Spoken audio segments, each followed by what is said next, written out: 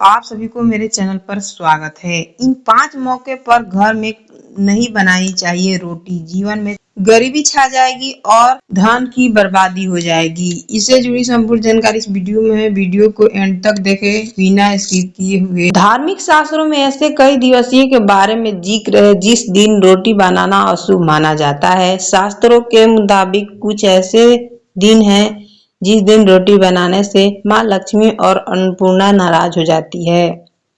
वास्तुशास्त्र के अनुसार धार्मिक परंपरा में कुछ तिथियां ऐसी मानी गई है जिसमें रोटी बनाना बहुत अशुभ माना जाता है, बल्कि बुरा प्रभाव भी पड़ता है। पुराणों में यह है कि भोजन केवल पेट भरने की जरूरत नहीं, बल्कि अन्न के रूप में देवी अन्नपूर्णा और समृद्धि के रूप में देवी लक्ष्मी का रूप है। इसीलिए भोजन बनाते समय घर का वातावरण पवित्र होना चाहिए, तभी अन्न शुभ फल देता है। चलिए वास्तुशास्त्र के द्वारा जानते हैं कि किन मौके पर रोटी बनाने से बचना चाहिए। वास्तुशास्त्र के अनुसार जब भी किसी घर में मृत्यु हो जाए तो उस दौरान रोटी बनाना नहीं चाहिए। शास्त्रों को माने तो यह नहीं कि अन्न पवित्र हो जाता है, बल्कि मृत्यु के समय घर का वातावरण शोक से भरा होता है। ऐसे समय में मन स्थिर होना चाहिए, इसीलिए इस दौरान अन्न ग्रहण करना या पकाना उपयुक्त नहीं माना जाता है। इसी कारण से 13वीं संस्कार के पूरा होने के बाद ही घर में रोटी बनानी चाहिए। वास्तुशास्त्र के माने तो शीतला अष्टमी के दिन भी माता शीतला को ठंड यानी बासी भोजन का भोग लगाया जाता है। मान्यता है कि इस दिन चूल्हा नहीं जलाना चाहिए, इसीलिए घर में भोजन या रोटी बनाने की मानहानि होती है।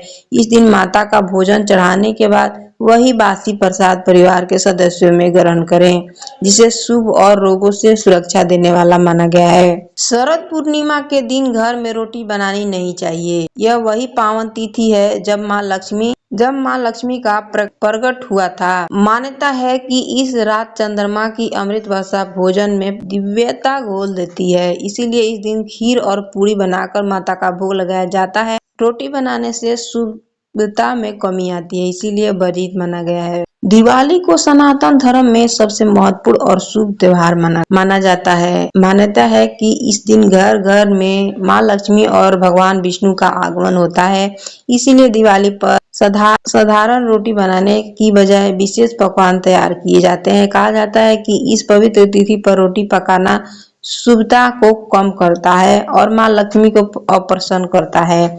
इसी कारण से दिवाली पर मिठाइयाँ, खीर, माल पुए, पूरी और अन्य व्यंजन बनाकर देवी की कृपा और समृद्धि का कामना करते हैं।